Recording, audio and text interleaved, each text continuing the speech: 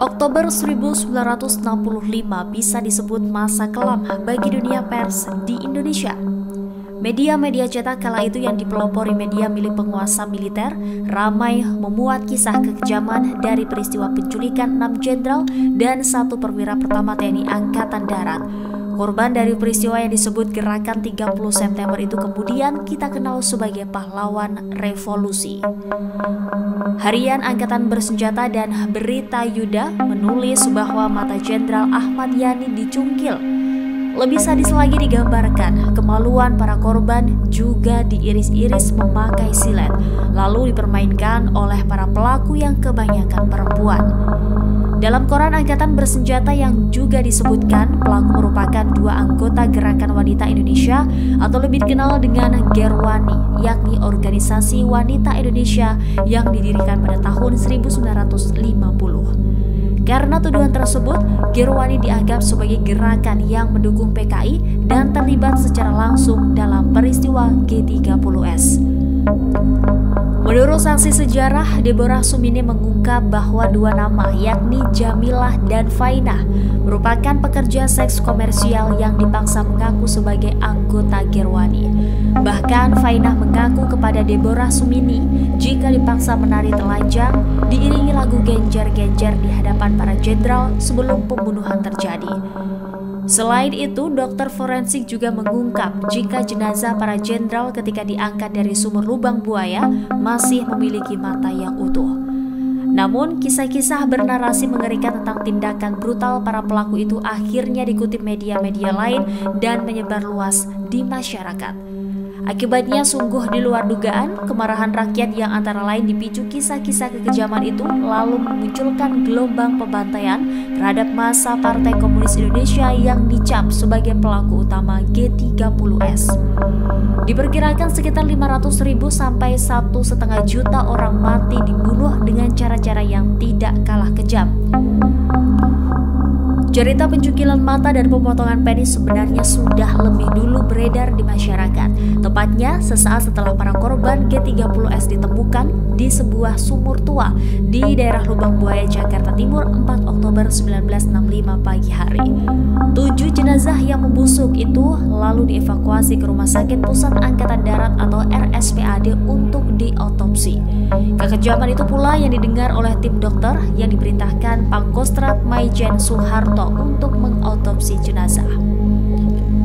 Tim terdiri atas 2 dokter RSPAD, yaitu Dr. Brigjen Rubiono Kertopati dan Dr. Kolonel Frans Patiasina, serta 3 dari ilmu kedokteran kehakiman yang sekarang ilmu forensik Universitas Indonesia, yaitu Profesor Dr. Sutomo Cokronegoro, Dr. Liao Yanxiang, dan Dr. Lim Joy Tai. Mereka bekerja 8 jam dari pukul 16.30 pada 4 Oktober sampai pukul 00.30 pada 5 Oktober di kamar mayat RSPAD. Sesuai perintah, tim dokter hanya bertugas melakukan identifikasi dan mengotopsi bagian luar jenazah. Hasilnya, tim berkesimpulan para korban mendapat perlakuan kejam di luar batas perikemanusiaan hingga menyebabkan kematian. Tapi ada pula fakta yang mengejutkan, tidak ada pencukilan mata dan pemotongan penis para korban. Tim sengaja berkonsentrasi pada pembuktian 2 dugaan itu mengingat kabar sudah beredar di masyarakat. Dalam kondisi politik saat itu, temuan fakta itu membuat tim dokter tertekan. Sebelum membuat visum et repertum, mereka sampai harus mengadakan pembicaraan khusus untuk menentukan sikap, akan menulis kebenaran atau mengikuti saja kabar di masyarakat. Ada ketentuan, kalau menuliskan apa adanya mereka akan dicap pro PKI. Pagi itu akhirnya tim dokter bersepakat untuk menulis fakta apa adanya dengan pertimbangan kesetiaan kepada sumpah profesi untuk menyatakan kebenaran. Mereka juga sepakat untuk siap masuk penjara karena mengambil sikap tersebut. Pada visum memang tertulis kondisi biji mata beberapa korban terlihat kempis dan keluar. Tapi menurut dokter hal itu disebabkan oleh pembusukan jenazah. Berbeda jika mata sengaja dicungkil, mereka pasti akan terdapat luka, tusukan, atau tulang yang patah di sekitar mata. Kondisi kemaluan para korban juga tertulis semua utuh. Buktinya bisa diketahui ada 4 penis di khitan dan 3 penis yang tidak. Visum menggambarkan para korban umumnya terkena terkena tembakan senjata api yang menghasilkan luka tembak masuk dan luka tembak keluar. Jenazah Ahmad Yani luka tembaknya terbanyak, yakni 10 luka tembak masuk dan 3 luka tembak keluar. Luka tembak Sutojo Siswomiharjo S. Parman dan DI Panjaitan umumnya terdapat di kepala.